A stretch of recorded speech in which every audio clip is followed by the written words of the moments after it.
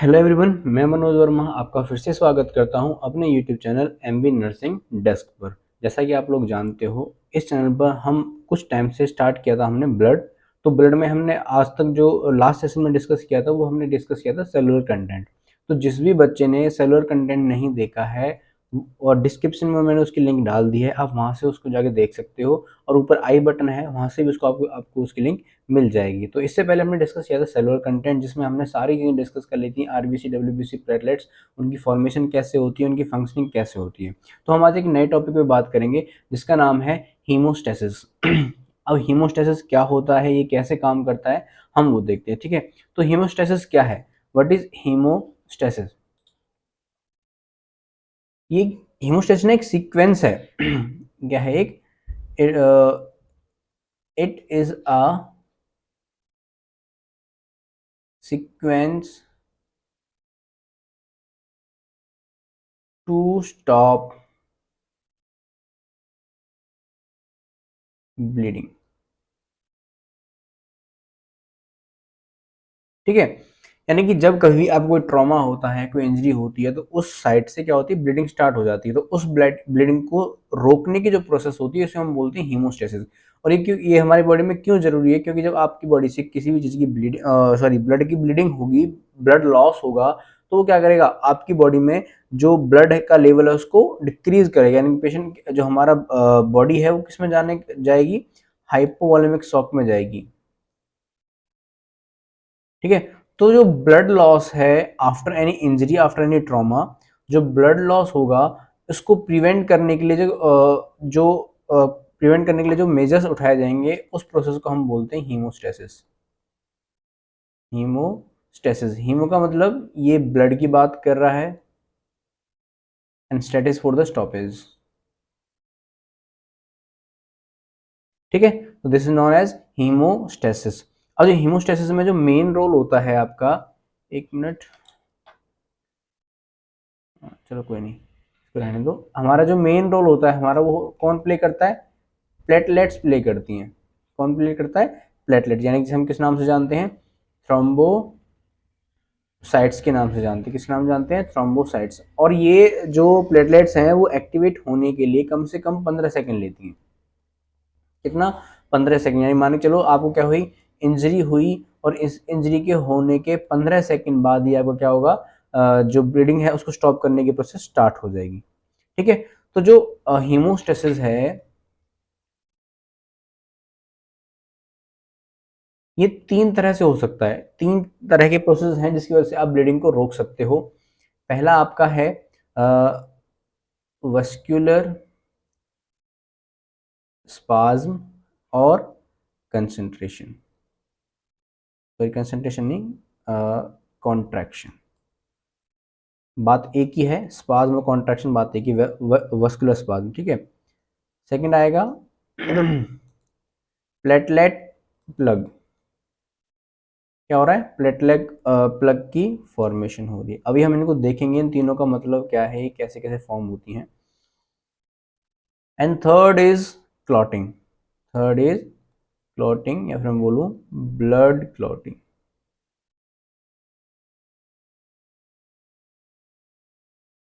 ठीक है, ये 3 चीजें हैं, 3 तरह के 3 मेथड्स हैं जिसकी वजह से आपकी आपकी बॉडी में जो ब्लीडिंग हो रही है उसको स्टॉप किया जा सकता है। ठीक है, तो हम इनमें से अब जो हमारे तीनों हैं, इन तीनों को एक एक बार हम डिस्कस कर लेते हैं। नेक्स्ट बात करते हैं वस्कुलर स्पाज्म। किसकी किसकी? वस्कुलर स्पाज्म या फिर वस्कुलर कॉन्ट्रैक्शन। ठीक है, वस्कुलर स्पाज्म और वस्कुलर कॉन्ट्रैक्शन का मतलब क्या होता है? मान के चलो ये एक क्या है आपकी वेसल है। ठीक है, इसमें यहाँ पे ट्रॉमा हो गया, ये इतना पार्ट ट्रॉमा हो गया, यहाँ पे ये वाला पार्ट ट्रॉमा हो चुका है, यहाँ से ब्लीडिंग हो रही है। ठीक है, तो अब इस ब्लीडिंग को स्टॉप करने के मेरे पास टेम्परेरी बेस पे क्या कारण है कि भाई, या तो मैं इस जो ट्रॉमा हुआ है, ये ब्लीडिंग यहाँ से निकल रही है, इसको स्टॉप कर दूं, किसी भी कारण से इसको बंद कर दूं। अगर इसको बंद कर दूंगा तो यहाँ से ब्लड निकलना बंद हो जाएगा। ठीक है, या फिर अभी मैं ये नहीं कर पा रहा हूं, तो मैं क्या करूंगा, जो ये पूरी ब्लड वेसल है, ये पूरी ब्लड वेसल है, इसको कॉन्ट्रैक्ट करवा दो। क्या करवा दो? कॉन्ट्रैक्ट, और कॉन्ट्रैक्ट का मतलब क्या है कि जो इसका ये ल्यूमन है, इस ल्यूमन का साइज डिक्रीज हो जाएगा। मान के चलो ये इतना है अभी ल्यूमन, मैं इसको कंप्रेस कितना कर दूं, इतना कर दूं। जब ल्यूमन कंप्रेस हो जाएगा तो जब ये इसकी जो साइज है वो छोटा हो जाएगा, इसमें क्या होगा, लो अमाउंट ऑफ ब्लड जाएगा, यानी कि ब्लड की अमाउंट कम हो जाएगी, यहाँ तक इस साइड पे पहुंचने वाला जो ब्लड है उसकी मात्रा कम हो जाएगी। तो जब ब्लड कम पहुंचेगा उस साइड पे तो क्या होगा, वहां से जो ब्लड का लॉस होगा वो कम होगा। ठीक है, अब वस्कुलर स्पाज्म कैसे होता है, देखो जब कभी भी एक मिनट,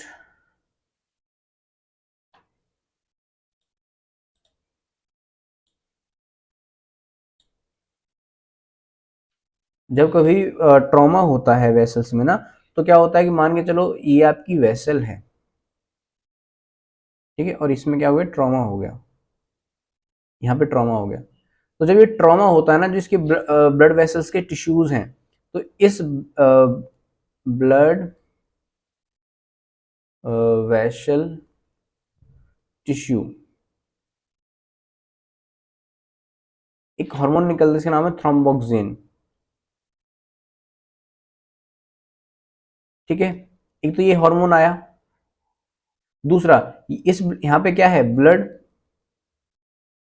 और इस ब्लड में क्या है, प्लेटलेट्स हैं, क्या है, प्लेटलेट्स हैं। जैसे ही प्लेटलेट्स इस एड्स पे, इन किनारों किनारों पे आके अटैच होंगी, तो जैसे ही प्लेट होती है, इस प्लेटलेट्स ये क्या करेंगी, एक केमिकल रिलीज करेंगी, क्या रिलीज करेंगे, केमिकल जिसका नाम है सेरोटोनिन। प्लेटलेट्स जब उस साइड पे पहुंची तो उन्होंने रिलीज किया सेरोटोनिन। जब ब्लड, जो उस टिश्यूज है, जो ब्लड वेसल का ये लाइनिंग जब इसकी डैमेज हुई, तो इस टिश्यूज की जब डैमेज हुआ तो इस टिश्यू से रिलीज हुआ थ्रोम्बोक्सिन, और यही दोनों आपस में मिलकर कंबाइन करके क्या करवाएंगे, इस वेसल्स की कॉन्ट्रैक्शन करवाएंगे, क्या करवाएंगे, इस वेसल का कॉन्ट्रैक्शन करवाएंगे और स्पाज्म करवाएंगे। अंडरस्टैंड, जैसे इसका स्पाज्म होगा, कॉन्ट्रैक्शन होगा, ब्लड वॉल्यूम डिक्रीज हो जाएगा और उस साइड से ब्लड की जो ब्लीडिंग हो रही होगी वो प्रिवेंट हो जाएगी। समझ आया, वस्कुलर स्पाज्म। नेक्स्ट पॉइंट है प्लेटलेट फॉर्मेशन, क्या है, प्लेटलेट प्लग फॉर्मेशन। देखो अभी मैंने आपको एग्जांपल दिया था कि भाई ये आपका ब्लड वेसल है, यहाँ पे ट्रॉमा हो गया, ये वाला जो इतना पार्ट है ये डैमेज हो गया है, ठीक है। अब इस डैमेज में क्या है, इसकी साइड पे, इस साइड पे क्या होंगी, प्लेटलेट्स आके इकट्ठा होंगी, क्या होंगी, प्लेटलेट आके इकट्ठा होंगी। मान के चलो यहाँ पे भी एक प्लेटलेट आई, इस प्लेटलेट ने केमिकल रिलीज किया, उस केमिकल ने क्या किया जो बाकी की और प्लेटलेट्स हैं उनको अट्रैक्ट किया, तो जो और प्लेटलेट्स आई उन्होंने वो इससे अटैच हुई, फिर इसने दूसरी को अट्रैक्ट किया, वो और आई, फिर और आई, फिर और आई, ऐसे ही इन्होंने क्या कर दिया, प्लग बना दिया, एक बाउंडेशन बना दी, जिससे अब इस प्लग के बनने से ब्लीडिंग यहाँ से बाहर नहीं हो पाएगी। तो this is non platelet plug formation. तो ये कैसे होता है, जब भी कोई आपका क्या होगा, ट्रॉमा होगा, ठीक है, यानी कि मान के चलो एपिथेलियम टिश्यू डैमेज हुई, ये ब्लड वेसल्स की होती है, ठीक है, इसमें डैमेज हुआ, डैमेज पे क्या हुआ, जो प्लेटलेट्स हैं,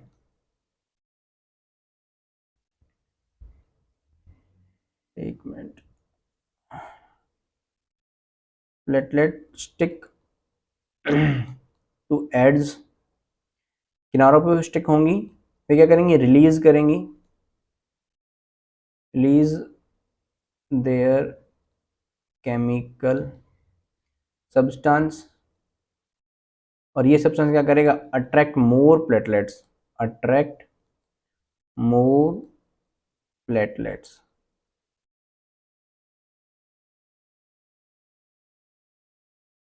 ठीक है, जब ये मोर आएंगे तो क्या बनाएंगे, ग्रुप बनाएंगे, क्या होगा, इनका ग्रुप होना स्टार्ट हो जाएगा, एक दूसरे अटैच होना स्टार्ट होंगे, क्या आएंगे, ग्रुप फॉर्मेशन होगी। और जैसे ही ग्रुप फॉर्मेशन होगी, जिसमें मैंने आपको यहाँ पे बताया है, ऐसे ही क्या करेंगे, ये एक प्लग बना लेंगी, और यही क्या कहलाएगा, प्लेटलेट प्लग।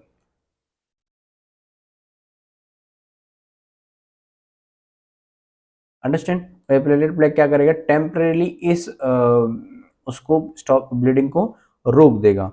ठीक है, तो जो ये प्लेटलेट प्लग फॉर्मेशन होती है कब होती है, अप्रोक्स 6 मिनट के अंदर अंदर ये कंप्लीट हो जाती है। जैसे आपको इंजरी हुई तो उस इंजरी के लेके, उस टाइम से लेके 6 मिनट के अंदर अंदर क्या होगा, प्लेटलेट प्लग का फॉर्मेशन कंप्लीट हो जाएगा। ठीक है, this is your platelet plug formation. Next चढ़ते हैं coagulation, also known blood coagulation, also known as blood coagulation. Coagulation मतलब होता है जमना, इसका मतलब क्या होता है, जमना, खून का जम जाना, ठीक है, ब्लड कोगुलेशन मतलब खून का जमना। ठीक है, तो जो कोगुलेशन होती है ना, ये कुछ फैक्टर्स से होती है। किसकी वजह से होती है? इसके लिए कुछ फैक्टर्स रेस्पॉन्सिबल होते हैं, factor responsible for blood clotting. ठीक है, ब्लड क्लॉटिंग के लिए क्या है, कुछ फैक्टर्स रेस्पॉन्सिबल होते हैं, जिनको हम किस नाम से जानते हैं? हम इनको जानते हैं, एक मिनट साइज बढ़ा देते हैं इसका, हम इसको जानते हैं क्लॉटिंग फैक्टर्स के नाम से। किसके नाम से? क्लॉटिंग फैक्टर्स के नाम से जानते हैं। ठीक है, क्लॉटिंग फैक्टर्स हेल्प करते हैं ब्लड को कोगुलेट करने में। ठीक है, अब मैं इनकी बात करूं तो भाई ऐसे कौन कौन से आपके वो हैं क्लॉटिंग फैक्टर्स हैं जो क्या किस में हेल्प करते हैं? आपके क्लॉटिंग में हेल्प करते हैं। तो उनको देख लेते हैं। हमारे जो क्लॉटिंग फैक्टर्स हैं, अगर मैं क्लॉटिंग फैक्टर्स की बात करूं तो ये 13 फैक्टर्स होते हैं। कितने होते हैं? 13 फैक्टर्स होते हैं। ठीक है, कुछ बुक्स में आपको 12 फैक्टर्स बताते हैं, मेनली 12 होते हैं। हम देख लेते हैं कि मैं 13 क्यों कह रहा हूं और हम उनको 12 कैसे काउंट करते हैं। ठीक है, तो अब इनको हम काउंट करते हैं। जो हमारा पहला फैक्टर होता है, first factor, that is a fibrinogen, fibrinogen. ठीक है, second prothrombin, third thromboplastin, thromboplastin, इसी को हम नाम से जानते हैं टिश्यू फैक्टर। इसका दूसरा नाम क्या है? Tissue factor. Fourth is calcium, fifth is labile factor, sixth six factor is no factor. जो सिक्स फैक्टर है वो डिस्कवर नहीं हुआ है, हमारा कोई फैक्टर नहीं है सिक्स नंबर पे, तो हम इसको लिखते हैं नो फैक्टर। ठीक है, सेवंथ स्टेबल फैक्टर। ठीक है, एट्थ की बात करें तो इसमें आएगा आपका एंटी हीमोफिलिक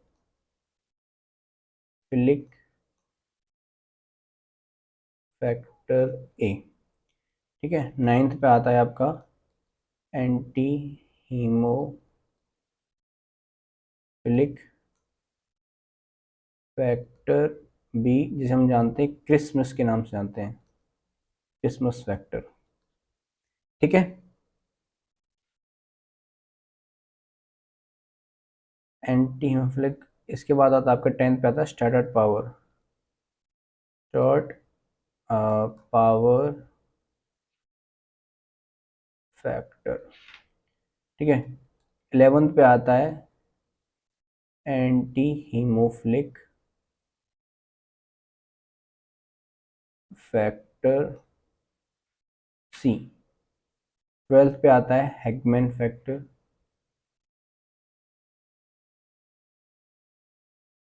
एंड 13 इज फिब्रिनिजन, या फिर बोलो फिब्रिन स्टेबलाइजिंग फैक्टर। ठीक है, काउंटिंग में तो हमारे 13 फैक्टर्स हैं, लेकिन आपने देखा कि जो सिक्स वाला फैक्टर है वो फैक्टर है ही नहीं, तो ये हम कितना हम इनको कितना कहते हैं? 12 फैक्टर कहते हैं। तो ये जितने भी मैंने सीरीज वाले लिखे हैं, first fibrinogen, second prothrombin, third thromboplastin, fourth calcium, labile आपका नो फैक्टर हम हटा दो, stable, anti haemophilic A, anti haemophilic B जिसे क्रिसमस के नाम से जानते हैं, फिर आपका आता है Stuart Prower factor, anti haemophilic C, Hageman factor and fibrin stabilising factor. जो इनका सीक्वेंस है, ये सीक्वेंस इनके डिस्कवरी के हिसाब से है कि भाई पहले कौन सा हुआ था? फिब्रिनोजन हुआ था, उसके बाद कौन सा आया? प्रोथ्रोम्बिन आया, फिर थ्रोम्बोप्लास्टिन। तो जैसे जैसे डिस्कवर होते गए वैसे वैसे इनका ये सीक्वेंस है। ठीक है, तो यहाँ पे क्या है? 12 फैक्टर्स हैं जो अब जो क्या कहलाते हैं? आपके क्लॉटिंग फैक्टर्स कहलाते हैं, जो ब्लड को क्लॉट करने में हेल्प करते हैं। ठीक है, अब देखते हैं कि क्लॉटिंग कैसे कैसे हेल्प करते हैं क्लॉटिंग ये। Next is blood coagulation pathway.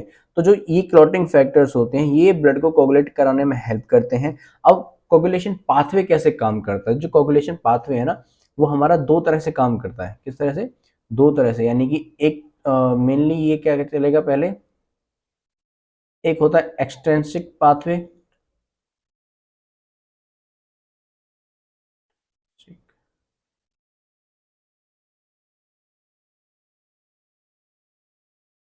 और एक होता है इंट्रेंसिक पाथवे। पाथवे, और ये दोनों फॉलो करते हैं कॉमन पाथवे को।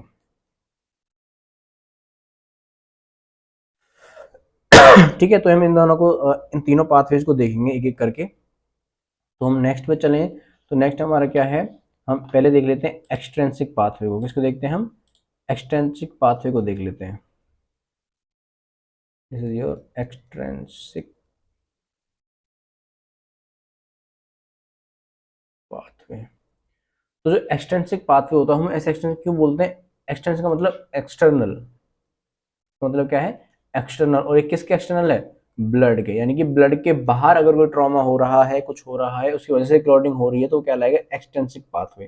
ठीक है, तो अब ब्लड के बाहर क्या है, टिश्यूज है, क्या है, टिश्यूज है। तो यानी कि एक्सटेंसिव पाथवे कब एक्टिवेट होगा, जब आपका क्या होगा, टिश्यू डैमेज होंगे, क्या होंगे, डैमेज होंगे, कौन, टिश्यूज डैमेज होंगे, तब आपको क्या एक्टिवेट होगा, एक्सटेंसिव पाथवे होगा। तो ये कैसे काम करता है, टिश्यू डैमेज हुआ, जब टिश्यू डैमेज, और जब टिश्यू डैमेज होता है तो क्या रिलीज होता है, थ्रोम्बोप्लास्टिन। क्या होता है, थ्रोम्बोप्लास्टिन, हमने भी देखा था ना, आपका क्लॉटिंग फैक्टर थर्ड, जिसे हम किस नाम से जान रहे थे, टिश्यू फैक्टर के नाम से जान रहे थे। ठीक है, अगर मैं दिखाऊँ आपको, that is your thromboplastin tissue factor, ये आपका रिलीज होता है। ठीक है, ये थर्मोप्लास्टिन आया, थर्मोप्लास्टिन फिर क्या करेगा, ये एक्टिवेट करेगा, एक्टिवेट क्लॉटिंग फैक्टर 10, जो वो क्या है, स्टोएट पावर है, क्या है, स्टोट, इसको मैं दूसरे पेन से लिख देता हूँ, ये हमारा कौन सा है, 10 जो स्टोट पावर।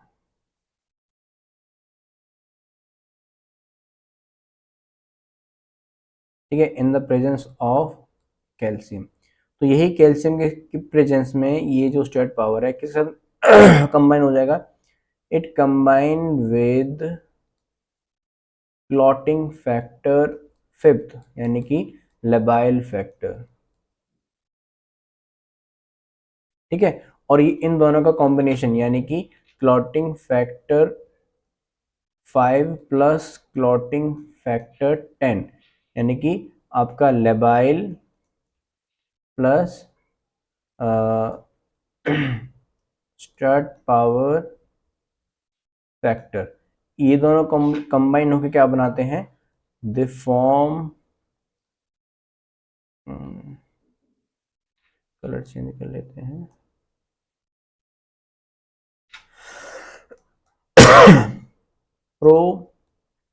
प्रोथ्रोम्बिनेज, क्या बनाते हैं, prothrombinase, that is a active enzyme. क्या है ये, एक्टिव एंजाइम है। और ये प्रोथ्रोम्बिनेज कहाँ पे आएगा, हम आगे देखेंगे, पहले हम इंट्रेंसिक देख लेते हैं।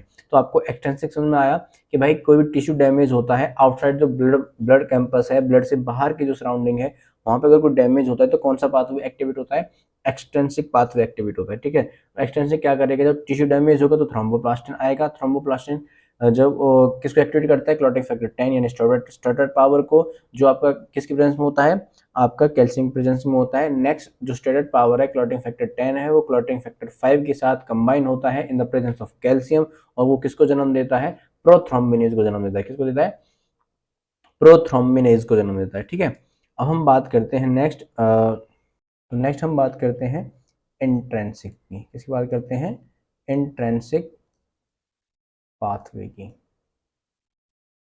इंट्रेंसिक पाथवे, इसको इंट्रेंसिक क्यों बोलते हैं, क्योंकि जो स्टिमुलस है, जो क्लॉटिंग होगी या फिर जो ट्रॉमा हुआ है, वो कहाँ हुआ है, विद इन द ब्लड हुआ है। कहाँ हुआ है, with in the blood. With in the blood का मतलब वो की जो वस्कुलर एपिथेलियम है, वस्कुलर एपिथेलियम है, वहां पे डैमेज हुआ है। तो यहाँ पे डैमेज हुआ है तो क्या होगा, इस साइड पे क्या होंगी, प्लेटलेट्स आएंगी, प्लेटलेट्स अधीर होंगी, और जब प्लेटलेट अधीर होंगी तो क्या रिलीज करेंगी, अपना केमिकल सब्सटेंस रिलीज करेंगी। और ये केमिकल स्टॉन्स किसको एक्टिवेट करेगा, ये करेगा आपका क्लॉटिंग फैक्टर 12 को, किसको, क्लॉटिंग फैक्टर 12 जो आपका क्या है, हैगमैन है, क्या है, हैगमैन फैक्टर है, क्या है आपका, हैगमैन फैक्टर है। ठीक है, और जो हैगमैन फैक्टर आपका एक्टिवेट हो जाएगा तो आपका यही हैगमैन फैक्टर, सो जो सेम हमने आप किस में देखा था, एक्सटेंसिव पाथवे में देखा था, वही दोनों 10th और 5th को ये एक्टिवेट करेगा। ये किसको एक्टिवेट करेगा, दिस एक्टिवेट क्लॉटिंग फैक्टर 10 यानी कि स्टार्ट पावर। ठीक है, और ये किसके साथ कंबाइन हो जाएगा, this is combine with clotting factor 5 that is your labile factor.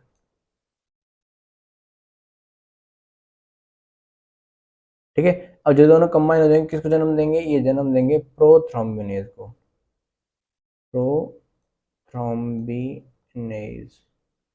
ठीक है, अब आपने यहाँ पे देखा था कि भाई जो ये था एक्सटेंसिव पाथवे था, वहां पे भी प्रोथ्रोम्बिनेज बन रहा था, और यहाँ पे इंटेंसिव में क्या बन रहा है, प्रोथ्रोम्बिनेज बन रहा है। तो अब जो कॉमन पाथवे चलेगा वो इसी किस चलेगा, हम अब देखते हैं कॉमन पाथवे। तो जो कॉमन पाथवे है ये स्टार्ट होता है प्रोथ्रोम्बिनेज से, क्या होता है, प्रोथ्रोम्बिनेज। तो ये प्रोथ्रोम्बिनेज क्या करता है, ये आपके प्रोथ्रोम्बिन को कन्वर्ट कर देता है किसमें, थ्रोम्बिन में, किसमें, थ्रोम्बिन में, और ये थ्रोम्बिन आपका कन्वर्ट हो जाता है फिब्रिनोजन में, फिब्रिनोजन। ठीक है, with the help of clotting factor, यहाँ पे 13 आएगा, जो क्या है आपका है फिब्रिन स्टेबलाइजिंग फैक्टर। ठीक है, ये फिब्रोनिजन में बदला। अब यही फिब्रोनिजन क्या होगा, दो हिस्सों में बढ़ता है, 200 में नहीं, अभी नहीं बढ़ेगा 2 हिस्सों में, पहले इस फिब्रोनिजन से क्या होगा, आपका क्या बनेगा, लूज फिब्रिन्स बनेंगे, क्या बनेंगे, लूज फिब्रिन बनेंगे। ठीक है, और यही लूज फिब्रिन्स किस में कन्वर्ट हो जाएंगे, लूज फिब्रिन कन्वर्ट हो जाएंगे आपके स्टेबलाइज्ड फिब्रिन में, किसकी मदद से, with the help of clotting factor 13 जो आपको क्या है, फिब्रिन स्टेबलाइजिंग फैक्टर है। अंडरस्टैंड, हमने पूरी ब्लड क्लॉटिंग देख ली है, हीमोस्टेसिस देख ली, जिसमें आपने 3 पाथवे पढ़े हैं, इसका extensive pathway, intrinsic pathway and common pathway. आपने एक्सटेंसिव भी देख लिया, इंट्रिंसिक देख लिया और कॉमन पाथवे देख लिया। ठीक है, तो हमने जो अब ये जो हीमोस्टेसिस है, ब्लड क्लॉटिंग हो रही है, किसकी वजह से हो रही है, क्लॉटिंग फैक्टर्स की मदद से हो रही है। तो आप ध्यान रखना, जब भी आप क्लॉटिंग फैक्टर पढ़ोगे तो हमेशा ध्यान रखना कि जो क्लॉटिंग फैक्टर है उसके अंदर जो विटामिन के है, क्या है, विटामिन के, वो प्रोड्यूस करता है, वो कौन कौन से जो क्लॉटिंग फैक्टर्स हैं उनको हेल्प करता है, 27,910, यानी कि clotting factor 2, clotting factor 7, clotting factor 9 and clotting factor 10, इनकी फॉर्मेशन किसकी मदद से होती है, विटामिन के की मदद से होती है। ठीक है, और जो हमने अभी पढ़ा था क्या, प्रोथ्रोम्बिनेज पढ़ा था, क्या पढ़ा था, प्रोथ्रोम्बिनेज। ये प्रोथ्रोम्बिनेज है, ये क्या है, ये दो हार्मोन्स का कॉम्बिनेशन है, क्या है, द कॉम्बिनेशन ऑफ हार्मोन्स नहीं factors, the combination of two factors, first is clotting factor 5 and second is clotting factor 10। तो ये इन 5 और 10 के कॉम्बिनेशन क्या बनता है आपका, प्रोथ्रोम्बिनेज बनता है। ठीक है, इसके प्रोथ्रोम्बिनेज का मतलब क्या स्टार्ट हो जाता है, कॉमन पाथवे स्टार्ट हो जाता है ब्लड क्लॉटिंग का। ठीक है, तो ये हमारा था हीमोस्टेसिस के बारे में, जिसमें आपने हीमोस्टेसिस के बारे में देखा, उसके 3 मेथड्स देखे कि आप कैसे कैसे ब्लड को ब्लीडिंग को रोक सकते हो। पहला था वस्कुलर स्पाज्म या फिर वस्कुलर कॉन्ट्रैक्शन, सेकंड था आपका platelet plug formation, and third is the clotting blood clotting. Blood clotting में आपने 13 फैक्टर्स देखे, जिनमें से एक हमारा नहीं है, डिस्कवर नहीं हुआ है, तो हमारे पास कितने फैक्टर्स बचते हैं, 12 फैक्टर बचते हैं। 12 फैक्टर्स का आपने इंटरनेटिव काम देखा, जो क्लॉटिंग होती है वो तीन पाथवे से होकर गुजरती है, पहला extrinsic pathway, intrinsic pathway and आपका कॉमन फाइनल पाथवे, ठीक है। इसके बाद ये सारी चीज़ें आपकी क्या है, क्लॉटिंग हेमोस्टेसिस की थी। इसके बाद हम नए टॉपिक के बारे में बात कर लेते हैं, ब्लड ग्रुप किसका है, जो है ब्लड ग्रुप। और जो ब्लड ग्रुप होता है, किसी भी ब्लड का जो ग्रुप होता है वो कैसे डिटरमाइन होता है, जो किसी भी ब्लड का ग्रुप होता है वो determine by the antigen present on the surface of blood cell, यानी कि आपके ब्लड के अंदर जो ब्लड सेल है उसके ऊपर जो एंटीजन प्रेजेंट होगा, उसकी सरफेस के ऊपर जो एंटीजन प्रेजेंट होगा, वो एंटीजन डिटरमाइन करेगा किसी भी ब्लड का ग्रुप, ठीक है। तो ऐसे हमारे पास 24 ब्लड ग्रुप्स होते हैं। कितने होते हैं? 24 ब्लड ग्रुप्स होते हैं, और इन 24 ब्लड ग्रुप्स में अप्रॉक्स 100 एंटीजन्स मिलते हैं, ठीक है। लेकिन हम जो ब्लड ग्रुप पढ़ने वाले हैं वो हम दो ही पढ़ेंगे, ABO एंड RH, इन दो चीज़ों को हम डिस्कस करेंगे, ठीक है। तो अगर हम नेक्स्ट की तरफ चलते हैं, एक मिनट बस, हाँ। तो हमारा जो नेक्स्ट जो ब्लड ग्रुपिंग है, तो उसको ब्लड ग्रुपिंग को जानने से पहले आपको एक चीज़ जानने की, जो ब्लड है आपका, वो ब्लड दो हिस्सों में बदला हुआ है, टूटा हुआ है। एक है आपका plasma and second is your cellular content. Cellular content में आपकी सेल्स आती हैं, RBC, WBC एंड प्लेटलेट्स, ठीक है। तो इन सेलुलर कंटेंट के अंदर क्या प्रेजेंट में होगा, आपका एंटीजन। तो एंटीजन जो आएगा वो कहाँ से आता है, ब्लड में सेलुलर कंटेंट यानी कि RBC ब्लड वेल से आता है। जो लेकिन जो इसका प्लाज्मा है उसके अंदर क्या प्रेजेंट होती है, एंटीबॉडी प्रेजेंट होती है। समझ में आया? तो अब आगे इसको स्टार्ट करते हैं, नेक्स्ट आगे देखते हैं। जो ब्लड है, ये हम इसके जो ब्लड ग्रुप होते हैं ABO के अंदर, उसके हमारे अंदर कितने ब्लड ग्रुप बनते हैं। अगर मैं बात करूं किसकी, ब्लड ग्रुप की, तो हमारे पास कितने ब्लड ग्रुप आएंगे। पहला आएगा A ब्लड ग्रुप, दूसरा B, third AB and fourth is O। हमारे पास 4 ब्लड ग्रुप आते हैं, ठीक है। अब इस 4 ब्लड ग्रुप में हम एंटीजन और एंटीबॉडी देख लेते हैं कि भाई कौन से ब्लड ग्रुप पे कौन सी एंटीजन प्रेजेंट होगी और कौन से एंटीजन के लिए कौन सी एंटीबॉडी काम करेगी, ठीक है। तो यहाँ मैं लिख देता हूँ एंटीजन और यहाँ पे एंटीबॉडी। तो जो हमारा ए ब्लड ग्रुप होगा, यानी कि जिस ब्लड की RBC की सरफेस पे ए प्रेजेंट है, तो उसका एंटीजन क्या होगा, ए ही होगा। क्या होगा, एंटीजन ए होगा। और यानी कि ए ब्लड ग्रुप में जो उसका प्लाज्मा है उसके अंदर एंटीबॉडी कौन सी प्रेजेंट होगी, वो एंटीबॉडी प्रेजेंट होगी जो इस ए एंटीजन के अगेंस्ट होगी। तो अगेंस्ट नहीं, यानी कि इसको वो डैमेज नहीं करेगी। देखो एंटीबॉडी का क्या काम है, वो एंटीजन को किल कर देगी। तो मेरे इस ए ब्लड ग्रुप के अंदर इसका जो प्लाज्मा होगा उसके अंदर वो एंटीबॉडी नहीं पाई जाएगी जो इस ए को किल कर दे। ये ए क्या है, हमारा एंटीजन है, ठीक है। तो इसको किल करने वाला है। अगर मैं बात करूं कि भाई अगर मैं बात करूं मेरे पास ए एंटीजन है, इसको कौन किल करेगा, एंटी ए।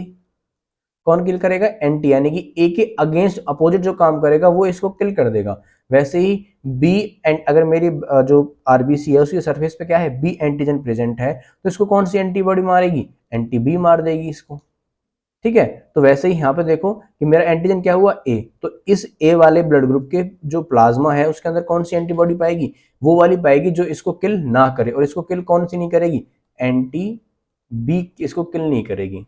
क्या नहीं करेगी, एंटी बी इसको किल नहीं करेगी। क्यों, क्योंकि भाई एंटी बी किसको किल करेगी, बी को किल करेगी। लेकिन मेरे इसकी सरफेस पे कौन सा एंटीजन प्रेजेंट है, ए एंटीजन प्रेजेंट है, ठीक है। अब जो मेरे पास आया blood group B, blood group B के अंदर कौन सा एंटीजन प्रेजेंट होता है, उसके अंदर हमारा प्रेजेंट होता है बी एंटीजन। सिंपल सी बात है। अब इस बी एंटीजन के अंदर कौन सी, इसका जो प्लाज्मा होगा उसके अंदर कौन सा आपका एंटीबॉडी पाया जाएगा, तो वो कौन सा पाया जाएगा,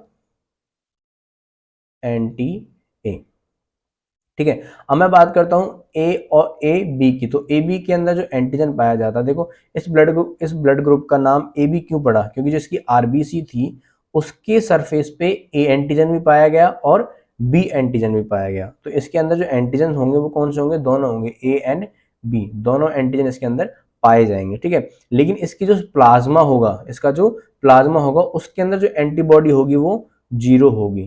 कि इसके अंदर एंटीबॉडी कोई नहीं है, क्योंकि और देखो इसके अंदर कोई सी भी एक एंटीबॉडी हुई, या वो एंटी ए हुआ या वो एंटी बी हुई, तो क्या करेगी, अगर एंटी बी हुई तो वो बी को किल कर देगी, अगर एंटी ए हुआ तो वो ए को किल कर देगी।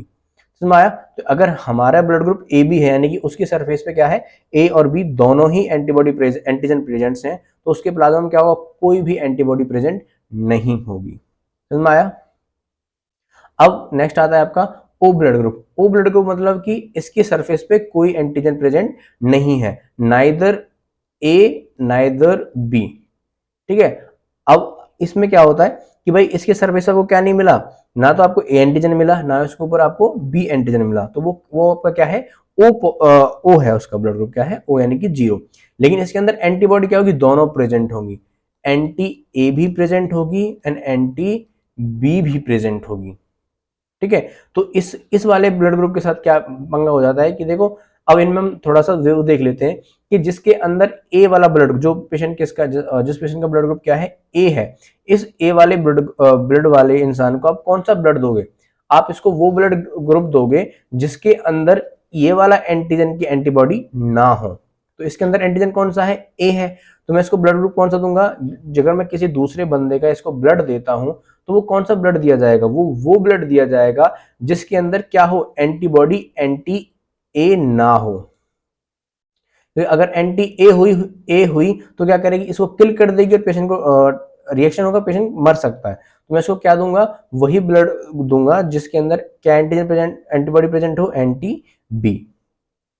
ठीक है, तो इसको मैं, सिंपल सी बात है कि मैं इसको क्या नहीं दे सकता, बी का ब्लड ग्रुप, इसका बी का ब्लड इसको नहीं दे सकता, क्योंकि बी के ब्लड ग्रुप में कौन सी एंटीबॉडी प्रेजेंट है, एंटी ए, और एंटी ए क्या करेगी, इसको खत्म कर देगी, मार देगी।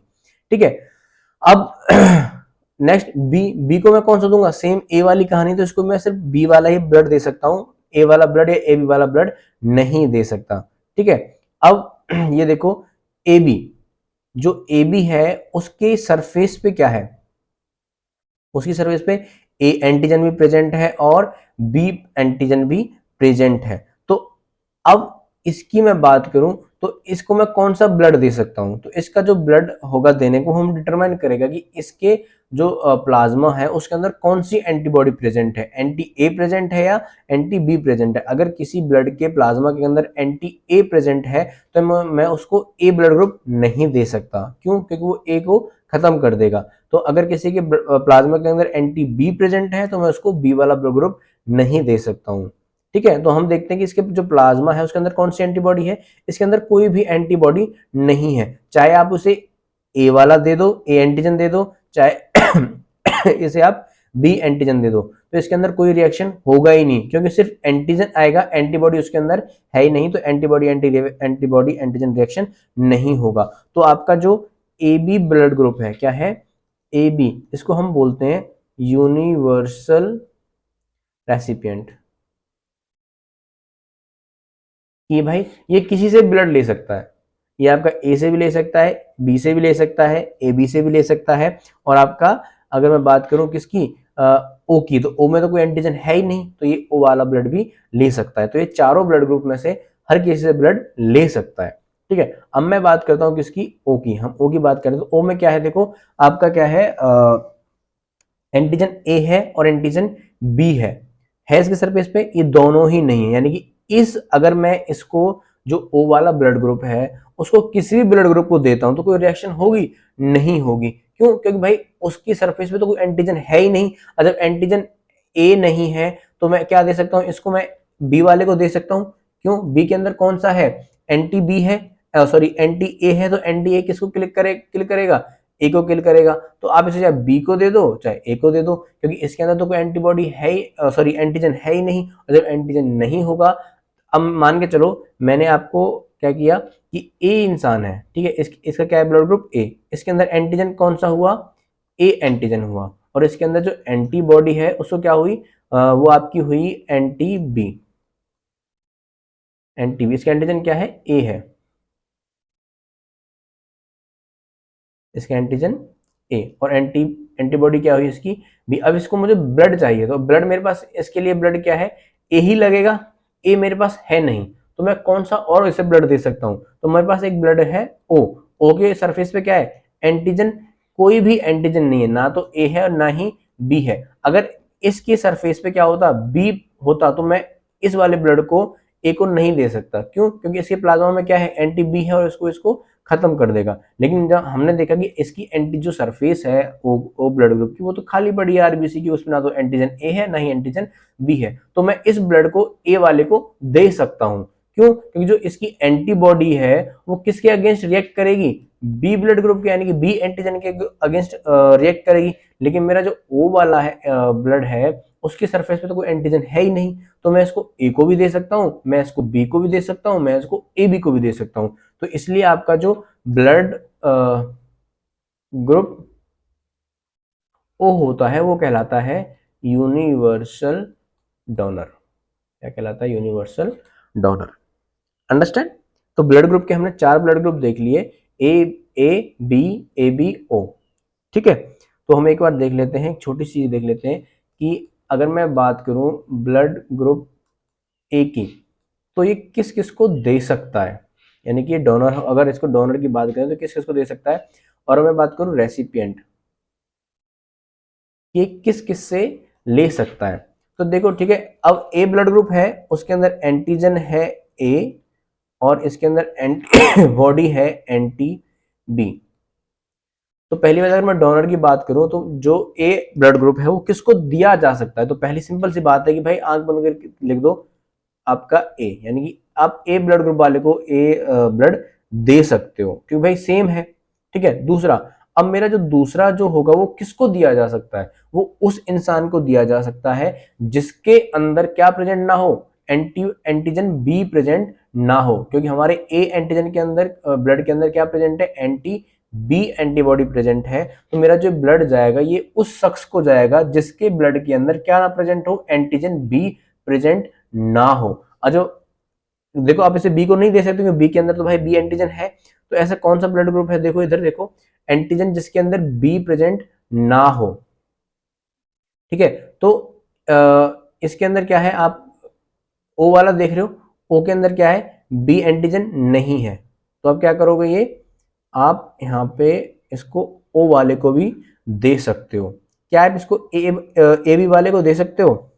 अगर मैं बात करूं ए बी की, तो ए बी के अंदर क्या है, इसका एंटीजन देखो, एंटीजन ए बी प्रेजेंट है और एंटीजन बी भी प्रेजेंट है ना। तो अब जब आप एंटीजन बी देते हो तो क्या जो ये आपका ए है, इसको हम किसको दे रहे हैं, ए बी वाले को। तो ए बी वाले के अंदर क्या देखो, एंटीजन कौन सी है, ए प्रेजेंट है। लेकिन अगर मैं इसको ए बी वाले को देता हूं, सामने वाले को, तो मुझे उसको चेक करना है कि उसके ब्लड के अंदर जो एंटीबॉडी है वो कौन सी है। तो ए बी वाले के अंदर देखो कौन सी एंटीबॉडी है, ए बी के अंदर कोई भी एंटीबॉडी नहीं है।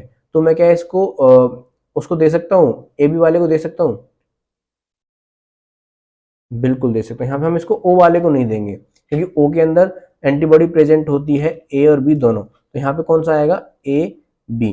तो ये आप जो ब्लड वो है ब्लड, ए वाला ब्लड किसी को दे सकते हो, ए को दे सकते हो और ए बी को दे सकते हो। ठीक है, अगर ये मैं बात करूं कि ए किससे ब्लड ले सकता है, किससे ब्लड ले सकता है, तो आपको ध्यान रखना, जब आप लेने की बात करोगे तो आपको ध्यान रखना होगा एंटीबॉडी का। तो एंटीबॉडी इसके अंदर कौन सी है, एंटी बी।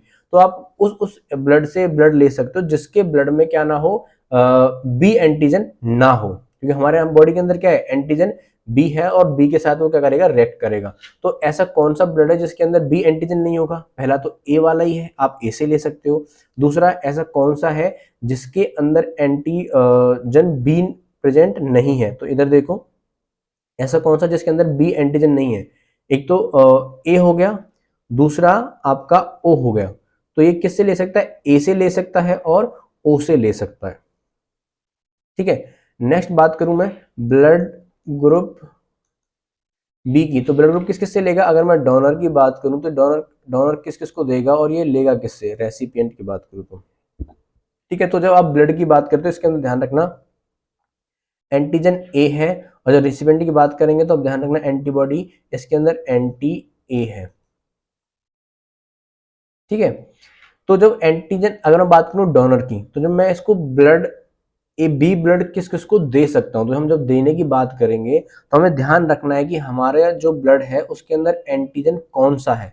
हमारा इसका एंटीजन कौन सा है, ए है, तो मैं ये ब्लड ग्रुप उस इंसान को नहीं दे सकता जिसके ब्लड के अंदर क्या हो, एंटीबॉडी इसकी इस एंटीजन के अगेंस्ट हो, यानी इस एंटीजन के अगेंस्ट कौन सी एंटीबॉडी काम करती है, वो करती है एंटी ए। तो मैं B blood group, B blood उसको नहीं दे सकता जिसके ब्लड के अंदर एंटीबॉडी क्या हो, एंटी बी हो। तो यहाँ पे देखो एंटी बी किस किस के अंदर प्रेजेंट है, तो एक तो आपके क्या है, देखो ए के अंदर प्रेजेंट है, आप ए को नहीं दे सकते।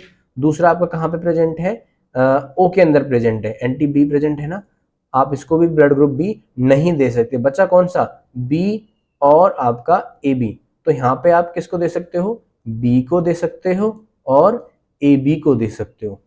ठीक है, अब मैं बात करूँ रेसिपिएंट की, तो ये इंसान किस किस से ब्लड ले सकता है, तो ये उसी इंसान से ब्लड लेगा जिसके अंदर क्या प्रेजेंट ना हो, एंटीजन ए प्रेजेंट ना हो।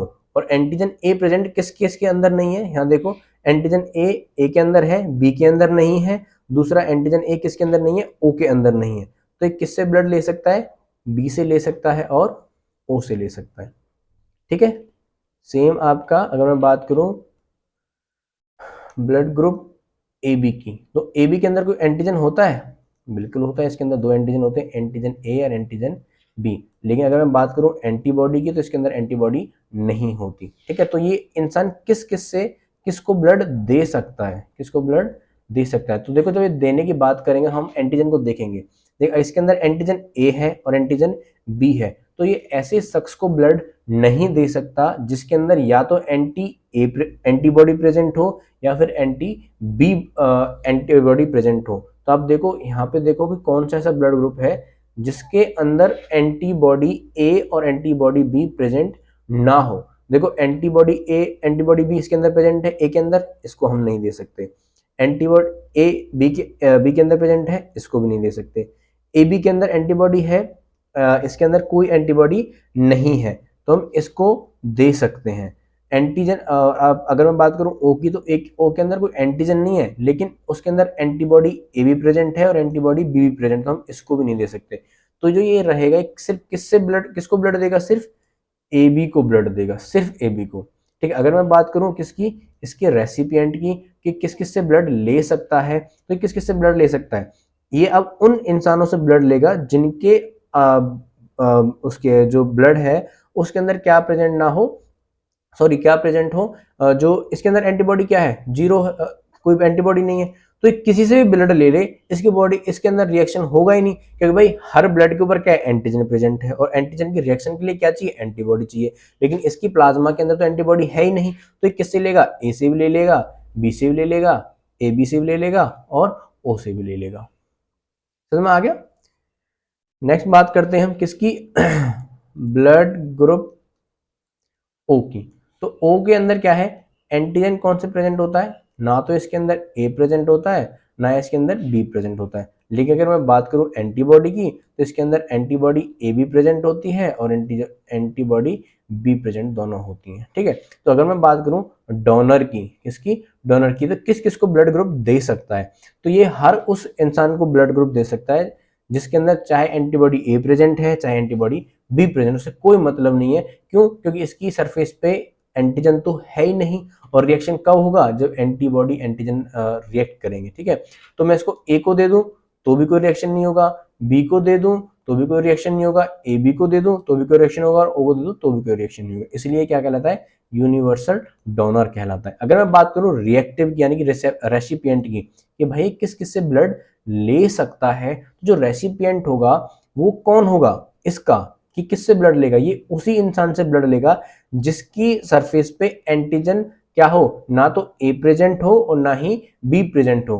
क्यों, अगर एंटीजन बी वाले से इसने ब्लड ले लिया तो क्या होगा, देखो इसकी प्लाज्मा में क्या एंटी बी है, वो उसके अगेंस्ट रिएक्शन कर देगी, फिर आपको रिएक्शन आएगा। अगर इसने ए वाले से ले लिया तो उसकी सरफेस पे ए एंटीजन है और इसकी प्लाज्मा में क्या बॉडी है, एंटी ए एंटीबॉडी है, तो वो उसको किल कर देगी। तो ये सिर्फ उसी ब्लड ग्रुप से ब्लड लेगा जिसके अंदर एंटीजन कोई भी प्रेजेंट ना हो। तो ऐसा कौन सा है, सिर्फ ओ है, तो ये सिर्फ ओ से ही ब्लड लेगा। समझ में आया। ये आपके 4 ब्लड ग्रुप थे जिसमें ब्लड ग्रुपिंग देख ली, हमने देख लिया कि कौन किसको ब्लड दे सकता है, कौन किससे ब्लड ले सकता है। ठीक है, अब नेक्स्ट बात करते हैं हम, एक हमारा रह गया R H factor. RH factor. RH factor क्या है आपका? रीसियस फैक्टर है, फैक्टर है, ठीक है। ये सबसे पहले किसके अंदर पाया गया था? रीसियस मोंकी के अंदर देखा गया था। जो RS फैक्टर होता है वो अप्रोक्स आपका 85% पीपल्स में क्या होता है? पॉजिटिव होता है। क्या होता है? पॉजिटिव होता है। बाकी बचे कितने? 15% पीपल्स में क्या होता है? नेगेटिव होता है RH फैक्टर। तो जो इंसान कोई इंसान मान के चलो ए ब्लड ग्रुप है और ये क्या है? RH पॉजिटिव है, यानी कि ये ए पॉजिटिव है। ए पॉजिटिव का मतलब कि ये एक ब्लड है जिसकी सरफेस पे क्या है? एंटीजन ए है और उसमें क्या है? RH पॉजिटिव, RH फैक्टर भी प्रेजेंट है, तो हम उसको बोलते हैं ए पॉजिटिव। तो जो ए पॉजिटिव वाला है ना, ये पहले से ही क्या करेगा? इस RH के अगेंस्ट एंटीबॉडी बना के रखेगा, ठीक है, क्योंकि RH फैक्टर उसकी बॉडी के अंदर प्रेजेंट है, तो पहले से क्या रखेगा? एंटी RH बना के रखेगा, ठीक है। और जो आपकी ब्लड प्लाज्मा है इसके अंदर कोई एंटीबॉडी नहीं होती, एंटीबॉडी नहीं होती किसके लिए? RH के लिए। और ये कौन सा ब्लड प्लाज्मा जिसके अंदर RH के लिए कोई एंटीबॉडी प्रेजेंट नहीं होती? ये वो वाला है जो RH नेगेटिव होते हैं। क्योंकि देखो RH अगर पॉजिटिव है तो पहले से ही उसके ब्लड के अंदर RH फैक्टर प्रेजेंट है, तो बॉडी क्या करेगी? पहले से ही क्या कर लेगी? उसके लिए एंटीबॉडी बना लेगी। लेकिन अगर मैं बात करूं RH नेगेटिव वालों के लिए, तो RH नेगेटिव वाला मतलब कि कोई ए ब्लड ग्रुप है उसके अंदर क्या है? RH नेगेटिव है, जो RH फैक्टर प्रेजेंट नहीं है, तो क्या हो गया? ए नेगेटिव हो गया। लेकिन अब इसके अंदर क्या होगा कि अब इस वाले को, जैसे आप देखते हो ना कि अगर मान लो किसी का ए नेगेटिव है तो आप उसको सिर्फ ए नेगेटिव वाला ही ब्लड दे सकते हो, ए पॉजिटिव नहीं दे सकते। क्यों आप इसको ए पॉजिटिव क्यों नहीं दे सकते? क्योंकि इसका जो ए पॉजिटिव है उसके अंदर RH फैक्टर प्रेजेंट है, लेकिन इसके अंदर RH फैक्टर एब्सेंट है, ठीक है। तो अगर आप इसको फर्स्ट टाइम पे, क्योंकि देखो इस ए नेगेटिव के जो प्लाज्मा है उस प्लाज्मा के अंदर एंटी RH वाली एंटीबॉडी नहीं है, ये प्रेजेंट है ही नहीं। तो फर्स्ट केस में अगर मैं RH यानी कि सॉरी RH छोड़ दो, अगर मैं ए नेगेटिव वाले को ब्लड दे देता हूं, किसका? ए पॉजिटिव वाले का, तो जो इसका फर्स्ट अटेम्प्ट होगा कि भाई लाइफ में पहली बार इसको ए पॉजिटिव वाला ब्लड दिया गया है, तो यहाँ पे इसको आपको कोई रिएक्शन देखने को नहीं मिलेंगी, नो रिएक्शन। क्यों? क्योंकि जब ये ए पॉजिटिव इसके अंदर जाएगा तो इसके अंदर भाई प्लाज्मा के अंदर तो एंटी RH क्यू एंटीबॉडी थी ही नहीं, लेकिन अब क्या गया है? एंटीजन गया है।